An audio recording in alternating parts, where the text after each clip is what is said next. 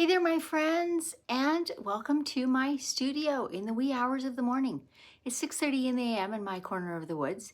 And you can kind of see that by my lighting. I've got my bright lights over my long arm, which is in front of me about 12 feet on.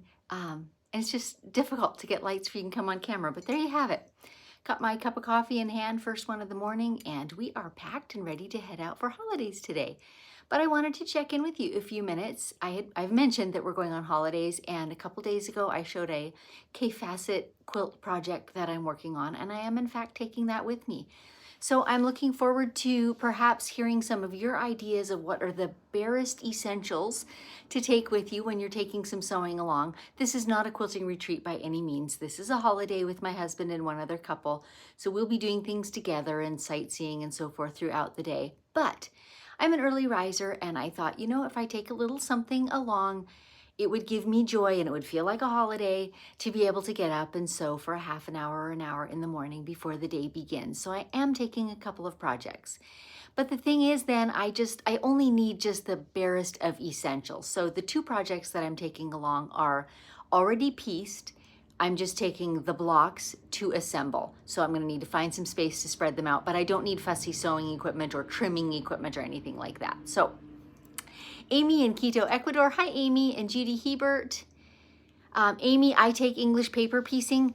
I'm not getting that serious, Amy, and also I'm not really an English paper piecer. Maybe you'll convert me one of these days, but so far, no. So my two projects, which I've already got out in the car, so I can't even show you, but one is the vases and bowls, the bold and brilliant K-facet that I showed you guys a couple of days ago. Got all those blocks appliqued and ready to put together.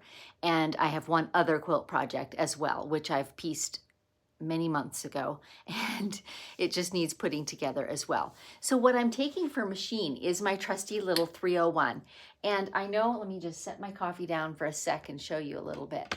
I know a lot of quilters take featherweights with them when they're traveling, and I do have one too. But the 301 is a little bit heavier, but not a ton. And it does have a bigger motor by far, and so you can stitch faster, and it has a bigger, stitch plate area, and I like that, especially when I'm working on these big blocks, right, that I'm putting together. I find that more difficult to do accurately and smoothly, and even, matching 12-inch long seams at the featherweight. So I'm taking my 301, and I'm going to move it to the side just a touch so you can see my cool case. I got this case. It's got like the handle and the wheels and the bottom frame like sewing machine cases do. I don't know if it originally came with one, but I found it at a garage sale for $5. And I went home and measured my 301 and it fits perfectly inside. So then I've got all these handy pockets. So I've got my seam ripper and an extra bobbin or two and some extra needles. I've got scissors and snips, pens and a couple of marking tools. I've got an extension cord along. What I consider just the bare essentials. Now we're staying in a VRBO, so I know that they already have, an iron and an ironing board. Is it going to be fancy? Absolutely not. But is it going to do the trick? Probably. So let me know what you think your essentials are. Let's see what everyone's saying this morning, and let me get a sip of coffee in because I haven't had even one swallow yet this morning. So here we go, first swallow. Okay. Amy takes English paper piecing. We saw that one. Linda, hi from hot central Texas. Guyleen in Wyoming, have a great vacation. You know I will. Nadine Merrick, good morning from a still dark Grand Prairie. Nadine, I know exactly where Grand Prairie is. I grew up in Fort St. John. You'll know where that one is. And happy National Coffee Day. And I had no idea. National Coffee Day and I didn't know. That's criminal almost. Anyway, yay.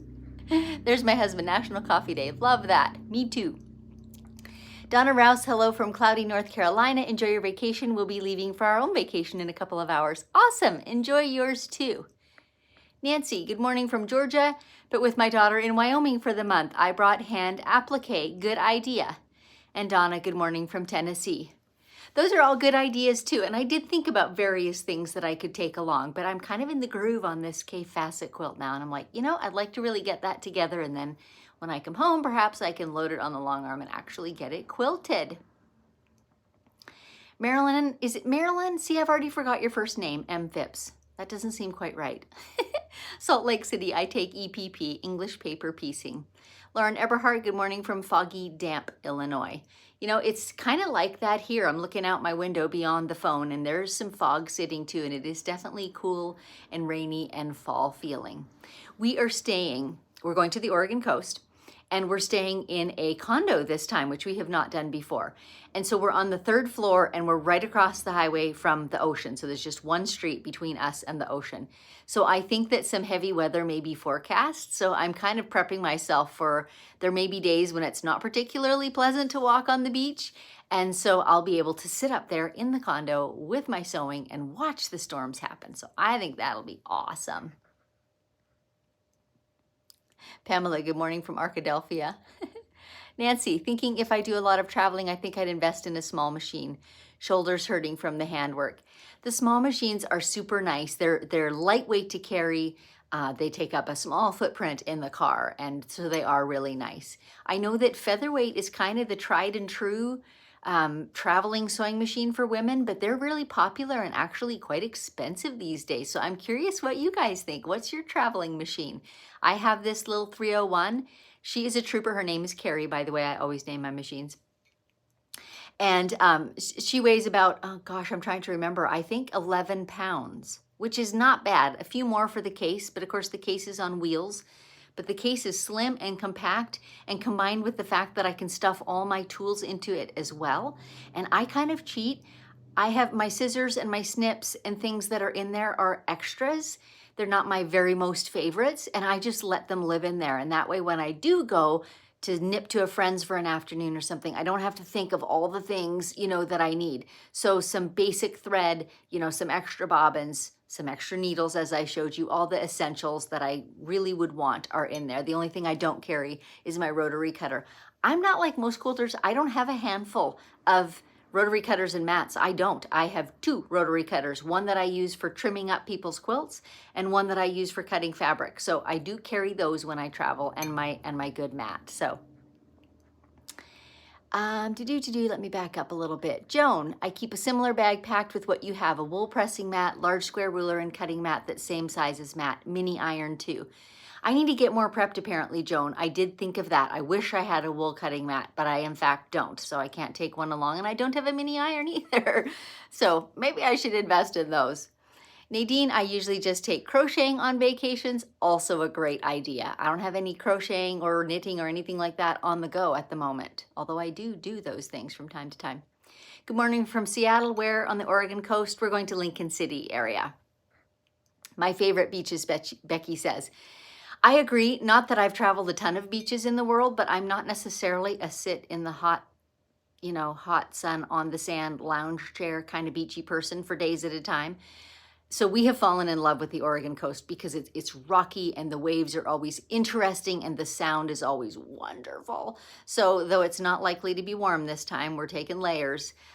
It's so beautiful and it's so refreshing to be out in nature like that. There are some great rocky outcroppings along the Oregon coast, the area that we go to, that are just fantastic, you know, spouts, and the Devil's Punch Bowl is one of them. It's a huge rocky bowl, and depending on where the tide is, the swirls in there, I mean, I could just stand and watch that stuff for hours. It's awesome.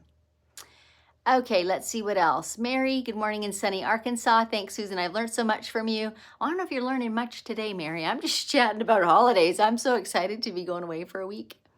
Margot has a beautiful featherweight that she takes along.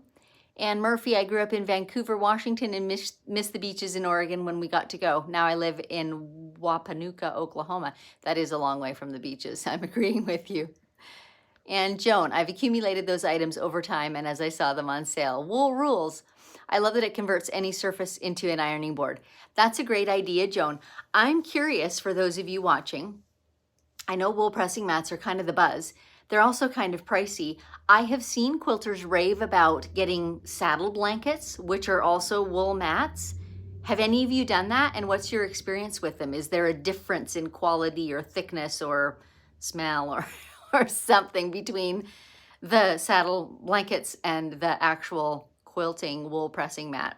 Sometimes you're just paying for the name and it's all the same product anyways. Becky says, Stormy, I hope so. And oh my gosh, this is my first live stream. Yay! Glad you made it, Anne. I lived in LC for a few years, Lincoln City. The coast there is beautiful. Yes, yes, yes, it is. And Jay's Fish and Chips in Lincoln City is yummy. Ooh, we'll have to try that one out. We always do, is it Kairos? I think that's the name in Depot Bay. We love that one. It's on the shortest river in the world. It's like 30 or 40 feet long. It's a little trickle from one place to another, and it has a name. It's the D, the letter D, the D River. Anyway, the restaurant is right on the side of it and overlooks it, which is fun. Anyway, I guess that's it for today, you guys.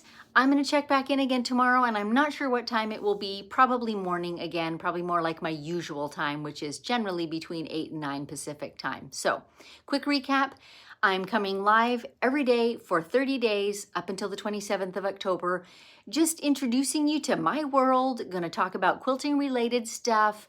I'm curious to hear questions that you have and topics that you want to talk about. I can talk for hours about quilting, and if I don't know something, I'll tell you, but if I do know, I'm happy to help and give answers where I can. So join me live whenever you can in the mornings, but these replays are always up for watching as well. If you have topics you want to hear about, email me, info@stitchedbysusan.com. And as the month goes on, I'll be talking a little more about some of the programs that I offer, but a quick introduction this morning. My freehand quilting masterclass will be opening its doors for registration on the 27th of October. You can find info about that just at my website, stitchedbysusan.com. And there's a learning tab. There's a couple of different classes there, but the masterclass one will give you all kinds of information, including a syllabus of what's in every module. So it's all about freehand, edge-to-edge quilting, and the techniques that surround it. So my thought processes for designing patterns and some of my favorite tools that I use and all of that stuff. So all the details are there. My husband, you get the fish, I'll take the chips. Funny story. We love coastlines in general. Dave particularly loves any beach in the world, but doesn't like seafood and won't eat any of it anywhere for any reason. So it's kind of funny that we're heading to the coast for holidays, but there you go. Lauren is saying the only thing with a wool mat is watch what surface you put it on. Steam goes through the table surface. I've heard that, and that's great advice because you wouldn't want to put it on a fragile surface. You need something, a barrier under it. Nancy, I got a cheap no-name wool mat and it works great. Fantastic. Alice, I have the class and I'm watching it now. Awesome. Good to know, Alice. I hope you're thoroughly enjoying it. Well, I think that's going to be it for today. Like and subscribe to the channel, and if you want to catch these lives when they're happening, be sure to click the bell so that you get notifications when they go live. I do try and schedule them at least a half an hour or an hour in advance, and I do try to do them in the mornings Pacific time. So do your best to catch them live. I love to see you here. It's always fun to chat with you in the mornings.